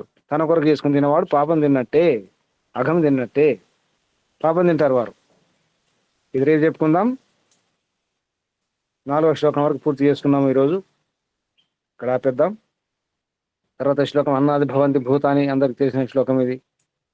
అన్నాది భవంతి భూతాని పర్జన్యాద్ అన్న సంభవం, అంటే పర్జన్యం, ఈ మేఘాలు రావాలి, వర్షాలు కురవాలంటే యజ్ఞమే. యజ్ఞాద్ భవతి పర్జన్య, యజ్ఞ కర్మ సముద్భవ. యజ్ఞం కర్మ ద్వారానే జరుగుతుంది. యజ్ఞం చేయండి, మేఘాలు వర్షిస్తాయి. కాబట్టి ఆ కర్మ బ్రహ్మోద్భవం. ఆ కర్మ ఎలా ఉండాలంటే వేదం వలన తెలుసుకొని ఉండాలి. కర్మ బ్రహ్మోద్భవం విద్ధి, బ్రహ్మాక్షర సముద్భవం అని చెప్పేసి శ్లోకాలు వస్తాయి. రేపు చూద్దాం. 4వ శ్లోకం వరకు పూర్తి చేసుకున్నాం. ఏమైనా సందేహం ఉంటే అడగండి. గురూజీ 3వ అధ్యాయం కర్మయోగం అని ఉంది, మళ్ళీ ఈ అధ్యాయం కూడా కర్మయోగం 2 సార్లు వచ్చింది కదా గురూజీ? 3వ అధ్యాయం ఉంది, 3వ అధ్యాయం కూడా కర్మయోగం అని ఉంది. ఆ కర్మ గురించి చదువుతుంది. మరి అంత కర్మనే కదా, కర్మ సన్యాసం తర్వాత అదే కర్మ గురించి. మొత్తం భగవద్గీత మొత్తం కర్మ గురించి నిజానికి. నిజమే గాని మరి 2 అట్లా కర్మయోగం అని వాడుకలో ఉన్నటువంటి భగవద్గీత, అది ఆ పేర్లు మర్చిపోండి. దాంట్లో అంటలేను గురించి, దీంట్లోనే అంటున్నా. ఇందులోనే మరి కర్మయోగం అంటే ఒకటే ఉంటుంది అనుకోకండి అంటున్నాను. అది పాత ఏదో వాడుకున్న భగవద్గీతలో ఆ పేర్లు ఉన్నాయి కదా, ఆ పేర్లు ఆ రకంగా లేదు ఇందులో. కర్మయోగం ఒకటే ఉంటుంది అనుకోకండి. 2 డబుల్ ఉన్నాయి. అదే అంటున్నా, అందుకే అన్ని అదొకటే కాదు, మిగతా కూడా అదొకటే కాదు. మధ్యలో ఒకసారి పట్టిక ఇచ్చాను చూడండి, ఆ పట్టిక తెలుస్తుంది మీకు. అంటే మనం వాడుకున్న పద్ధతులు అర్జున, విషాద యోగం, సాంఖ్యయోగం, కర్మయోగం ఇట్లా పేర్లు ఉన్నాయి. దీంట్లో మళ్ళీ కర్మయోగం మీరు గమనించండి. అవునవునవును, చాలా సార్లు వచ్చింది. అవును, నేను ఇంతవరకే 3వ అధ్యాయం కర్మయోగమే. 4వ అధ్యాయం స్థిత ప్రజ్ఞ లక్ష్యం అని చెప్పేసి కర్మ సన్యాస ఆవశ్యకత. 5వ అధ్యాయం ఇది కర్మయోగం. కర్మయోగంలో మళ్ళీ యజ్ఞం కొరకు కర్మ ఆవశ్యకత. మీరు ఒకసారి విషయం సూచిక చూడండి, ఇండెక్స్ చూస్తే మీకు తెలుస్తుంది. 8వ అధ్యాయం కర్మయోగమే, ప్రవృత్తికి ముఖ్య కారణము. 7వ అధ్యాయం కర్మయోగమే, జ్ఞానికి కర్మ ఆవశ్యకమని అవశ్యం. 9వ అధ్యాయం కర్మయోగమే, 10వ అధ్యాయం కర్మయోగమే, ఏకాదశ కర్మయోగమే, ఇది ద్వాదశ 12వ అధ్యాయం ధ్యాన యోగం, 13 భక్తి యోగము, 14 జ్ఞాన యోగం, మళ్ళీ పంచదశ 15 విజ్ఞాన యోగం, 16 విజ్ఞాన యోగం, 17 విజ్ఞాన యోగం, 18 విజ్ఞాన యోగం. అన్ని విజ్ఞాన యోగాలే. అంటే ఈ పేర్లతో ఇక్కడ వర్గీకరించినారు విశుద్ధ భగవద్గీత. ఈ విభజన వేరు, ఈ వర్గీకరణ వేరుంది. ఇంకా సందేహాలు? ఓం గురుజీ, చెప్పండి అమ్మా. ఇంత బేసిక్ సాంస్క్రిట్ తెలియదు, వాళ్ళు బ్రాహ్మణులే కదా గురూజీ. ఇంత బేసిక్ నాలెడ్జ్ వాళ్ళకు ఉండదా? వాళ్ళు ఎందుకు ఇలాంటి తప్పులు చేస్తున్నారు అని నాకు అర్థమవుతలేదు గురూజీ. అమ్మా, కొన్ని పూజకు పనికి వచ్చి కొన్ని శ్లోకాలు మంత్రం నేర్చుకుంటారు, పూజ చేసి సరిపోతుంది, పొట్టనింపు కూడా చాలు. అది సమస్య. ముందు బతకడం ఎలా? కోటి విద్యలు కూటి కొరకే. ఇదొక విద్య, కూటి కొరకు విద్య. ఇవన్నీ నేర్చుకోవాలి, తెలుసుకోవాలి, సత్యాలు పట్టుకోవాలి, యోగాభ్యాసం చేయాలని కాదు కదా. సింపుల్ సాంస్క్రిట్, బేసిక్ సాంస్క్రిట్ కదా గురూజీ. అమ్మ కంఠస్థం చేస్తారు. ఇవేం ధాతువులు, రూట్ వర్డ్స్ అని తెలియవు, వ్యాకరణం ఏం రాదు. మీరు అడగండి, ఒక్క మంత్రం కూడా అర్థం రాదు, ఒక శ్లోకం కూడా అర్థం రాదు. మీరు మామూలు శుక్లాంబరదం శ్లోకం అర్థం అడగండి. సమని అందరూ తెలుసు శుక్లాంబరదం అని, సరస్వతి నమస్తుభ్యం, ఇటువంటి కొన్ని శ్లోకాలు ఉన్నాయి కదా, తెలిసినవి. దాని కూడా ఇంత పెద్ద పెద్ద మహాయాగాలు చేసుకుంటా వీళ్ళు ఇది ఇలాంటి తప్పు ఏ విధంగా చేస్తున్నారు అనేది నాకు అర్థమైతే. అంతే, తాత చేసినట్టు నేను చేస్తున్నాను, మా తాత చెప్పాడు అంతే. అంతే, నాకేం తెలియదు. మా తాత అన్నట్టు నేను చేస్తున్నాను. మన ఇంట్లో కూడా ఇటువంటి ఆచారాలు ఉంటాయి కదమ్మా, ఇంటి ఆచారం అది చేయాలి అంతే. ఈ నోము నోచుకోవాలి, ఈ పండుగ అంతే చేయాలి. ఇంకా లోతుగా ఆలోచించేది లేదు, అందరు చేస్తున్నారు. నా విజయవాడలో చేసింది కూడా గురూజీ, వాళ్ళ తాత చేశారు, వాళ్ళ నాన్న చేశారు, వాళ్ళ అబ్బాయి చేస్తున్నాడు, అట్లా పరంపరగా ఖర్చు పెట్టుకోగలిగిన వాళ్ళు చేస్తున్నారు. ఈ సోమయజ్ఞం చెయ్యాలి, ఇది మంచిది. లోతుగా ఎవరు స్టడీ చేయడం లేదు. అది ఎందుకు అంతే. వాళ్ళని వీళ్ళని తర్వాత ముందు మనం తిట్టుకోవాలి. ముందు మనలో ఎంతమంది స్టడీ చేస్తున్నారు ఉమ్, ముందు ఒకసారి చూసుకోండి. ఉమ్, మనకు లోతుగా ఎక్కడ స్టడీ చేస్తున్నామని తెలిసింది అవును. చాలు. యజ్ఞం చేయడం వస్తుంది చాలు, సందేహ మంత్రాలు వస్తున్నాయి చాలు. ఉమ్, ఎందుకంటే ఇంకేముంది ప్రపంచంలో, ఇంకేం లేదు. చాలా మందికి ఇప్పుడు ఆర్య సమాజంలో సత్యార్థ ప్రకాశం మించినటువంటి గ్రంథం లేదు, వాస్తవమే. అది ఒకటి వస్తే చాలు అనుకుంటాం. మిగతా ఉమ్, ఇవన్నీ ఎందుకు? ఉపనిషత్తులు, ఇంక దర్శనాలు, ఈ ఈ వ్యాకరణాలు, ఈ ధాతుపాఠాలు, ఈ అష్టాధ్యాయులు, అది ఉమ్, ఇవన్నీ ఎందుకు? ఉమ్, ఉంది కదా సత్యార్థ ప్రకాశం, అన్ని దాంట్లో అన్ని ఉన్నాయి కదా, ఇంకెందుకు?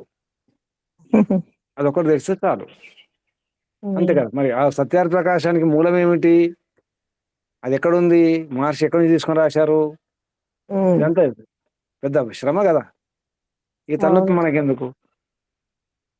రెడీమేడ్గా ఉంది సత్యార్థ ప్రకాశం, అంతే. తీసుకోండి, ఉమ్, మన మాటలు చెప్పుకోండి, కాలం గడుపుకోండి, వృద్ధాప్యం వస్తుంది, పోదాం, అంతే. ఉమ్, అయిపోయిందా? జన్మ తరించింది, తెలుసుకున్నాం. ఇప్పుడు అసలు ఈ మార్గం దొరకడమే అది పెద్ద తపస్సు, వేట, అన్వేషణ. ఉమ్, అన్వేషించి వెతికి వెతికి చూస్తే ఈ మార్గం దొరికింది, వైదిక మార్గం. దీంట్లో ఉండడమే గొప్ప. ఇప్పుడు ఉమ్, ఇంకా అధ్యయనం చేయండి, చదువుకోండి అంటే కొందరు ఉంటారు. ఎవరు? ఈ అమ్మలు ఉన్నారు, తల్లులు ఉన్నారు కదా, తల్లులు తండ్రులు ఈ వయసులో కూడా ఇన్ని తంటాలు పడుతున్నారు. ఉమ్, చూడండి, ఒక్కొరికి పెట్టండి. 60-70 వయసులో ఎందరో ఉన్నారు మీలో. 60 దాటిన వాళ్ళు ఉన్నారు, 50 దాటిన వాళ్ళు ఉన్నారు కదా. ఉన్నాం గురుజీ. ఇప్పుడు విద్యార్థులు అయ్యారు. నాతో తిట్లు తింటున్నారు పాపం. చూడండి, ఎందుకు? సంస్కారాలు ఉన్నాయి. వీళ్ళు ఎంతమంది ఉన్నారు ఇప్పుడు? ఎంతమంది ఉన్నారు? జరుగుతుంది అది. రిస్క్ తీసుకోవడం వద్దు, అంతా సరళంగా ఉండాలి, సులభంగా ఉండాలి. అది కారణం. ఈజీ.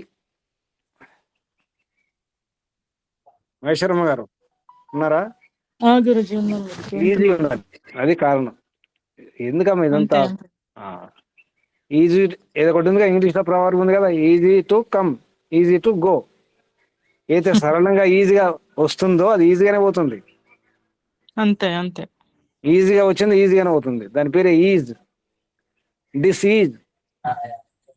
Is disease. అందులో కూడా ఈజీ ఉంది, డిసీజ్ లో కూడా. గురుజీ మీ శబ్దాలను మేలితం బాగా చేస్తారు. లోపల నుంచి వస్తున్నాయి, నేనేం చేయాలి? నేనేం చేయాలి? చూసుకోండి. ఈజ్ ఇది నేను పుట్టించింది కాదు. కరెక్ట్. డిసీజ్ లో ఈజ్ అనే రూట్ వర్డ్ ఉంది. డిస్ అనేది అది ప్రిఫిక్స్, అది ఉపసర్గ. ఇంగ్లీష్ లో కూడా ఉపసర్గలు ఉంటాయి, రూట్ వర్డ్లు ఉంటాయి, ధాతువులు ఉంటాయి, సేమ్ ఉంటాయి. సంస్కృతం లాగా ఉంటుంది అది కూడా, ప్రతి భాషకు మీరు ఉంటుంది. తప్పు అంటలేను గురుజీ, మీకు తప్పు అంటలేను నేను. అట్లా మీకు వస్తాయి అంటున్నా ఆ నేనేం చేయమంటారు? సందర్భాన్ని. నన్నేం చేయమంటారు? మరి చెప్పడానికి వస్తాయి. ఏది ఈజీగా వస్తుందో ఈజీగానే పోతుంది. అది ఈజీ అనకండి, సరళం సరళం, సులభం సులభం అనకండి. కొంచెం కష్టపడండి, అంతే. కష్టపడడం మంచిది. కష్టే ఫలి. కష్టపడితే ఫలం ఉంది. కష్టమైన ఏమొస్తుంది? కష్టం తర్వాత కష్టం తర్వాత మళ్ళీ సుఖమే. ఎండలు వచ్చినాయి అనుకోండి, ఎండలో చెమటలు వస్తే చల్లగా అవుతుంది మళ్ళీ. ఈ ప్రయోగం చేయండి. బాగా ఎండ ఉన్నప్పుడు చెమటలు వచ్చేదాకా ఆగండి. చెమటలు వచ్చేదాకా ఆగండి. చెమటలు వచ్చిన తర్వాత దుప్పటి కప్పుకోండి, కాటన్ దుప్పటి ఏమైనా. మళ్ళీ చల్లగా అవుతుంది. ఏం చల్లగా చూడండి, మీకు ఏ అవసరం లేదు. చెమటలు వచ్చేదాకా కష్టపడండి. ఒక 10 నిమిషాలు చెమటలు వస్తాయి, నిండా కప్పుకోండి. చెమటలు పోనీ ఆరిపోనీయకండి, ఫ్యాన్ వేసుకోకండి. చూడండి, నేను చేసిన ప్రయోగం చెప్తున్నాను, ఎంత హాయిగా ఉంటుందో. అంటే ముందు కష్టపడితే, కొంచెం ఆగితే, చెమటలు వస్తే కప్పుకొని ఇక ఫ్యాన్ వేసుకోకండి. చెమటలను ఆరనీయకుండా చూసుకోండి. తర్వాత లోపల ఒక చేయి పెట్టుకొని చూసుకోండి మీ బాడీని, ఎంత చల్లగా ఉంటుందో. చలికాలం కూడా అంత చల్లగా ఉండదు, అంత చల్లగా అయిపోతుంది. ఇన్ని ఉపాయాలు ఉన్నాయి. ఎండలను తిట్టకండి, ఎండాకాలం తిట్టకండి. కొంచెం కష్టపడండి, అంతే. కొంచెం కష్టపడితే బుద్ధి కూడా షార్ప్ అవుతుంది. బుద్ధి షార్ప్ అయితే ఇంకేముంది, ఏమైనా సాధించవచ్చు కదా. బుద్ధి మన చేతులు ఉంది నిజానికి. బుద్ధి మంచిదే.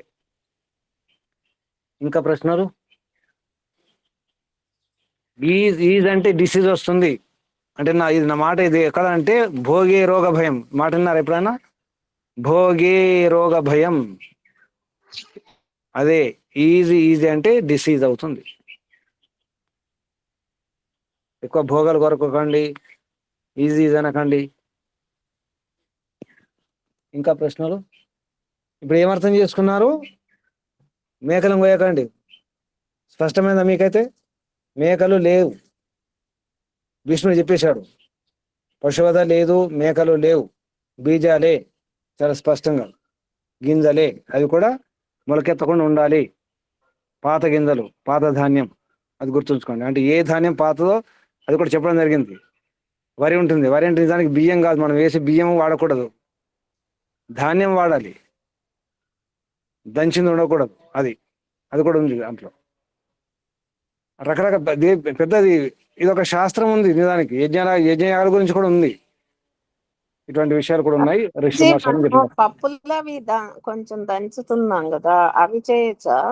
అంటే ఎగిరిపోకుండా అంతే, ఎగరకుండా కొంచెం నలగొట్టడం అంతే. అదే పప్పులు వేయొచ్చా అంటున్నా. పొట్టు ఉండాలమ్మా, పొట్టు పొట్టు ఉండాలి ముఖ్యంగా. గురూజీ గృహప్రవేశ సంస్కారం ఇప్పుడు నవధాన్యాలని వాడతాం, మరి అది తప్పు గురూజీ? నవధాన్యాలు అంటే వాడండి, వాడడం తప్పు కాదు. యజ్ఞంలో దాంట్లో నియమాలు అంటే వరి అయితే అంటే మనం ఏంటి వడ్లు అయితే 2 ఏళ్ళు ఉండాలి, 2 ఏళ్ళ తర్వాత అది వాడవచ్చు. అదే జవ్వలు ఉంటాయి అంటే ఎవలు అంటాం మనం, గోధుమలు ఉంటాయి. షాపుల్లో కొన్ని తీసుకొస్తున్నారు కదా, అవి మరి మొలకెత్తని విత్తనాలు కావాలి కదా మనకి. భగవంతుడు ఇప్పుడు అయ్యమేం షాపులు అమ్మే వారి గురించి భగవంతుడికి తెలియకుండా పోతుంది ఇప్పుడు. అదే మరి భగవంతుడు ఆశ్చర్యపోతున్నాడమ్మా, ఏం కలుపుతున్నారో. మరి భగవంతుడికి అర్థం కావట్లేదు, మనకి తీసుకొచ్చే వేస్తున్నారు నవధాన్యాలని. తెచ్చేవాళ్ళు ఎవరు? మనమే కదమ్మా, మనమే తెచ్చేది.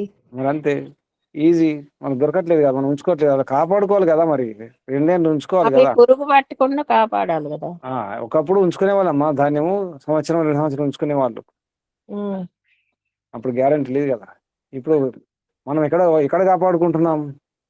అంతా షాపు, సంవత్సరాలైనా ఉంచుకొని అంతా షాపు మయం. చివరికి మన భోజనం షాపే, అన్ని షాపే కదా.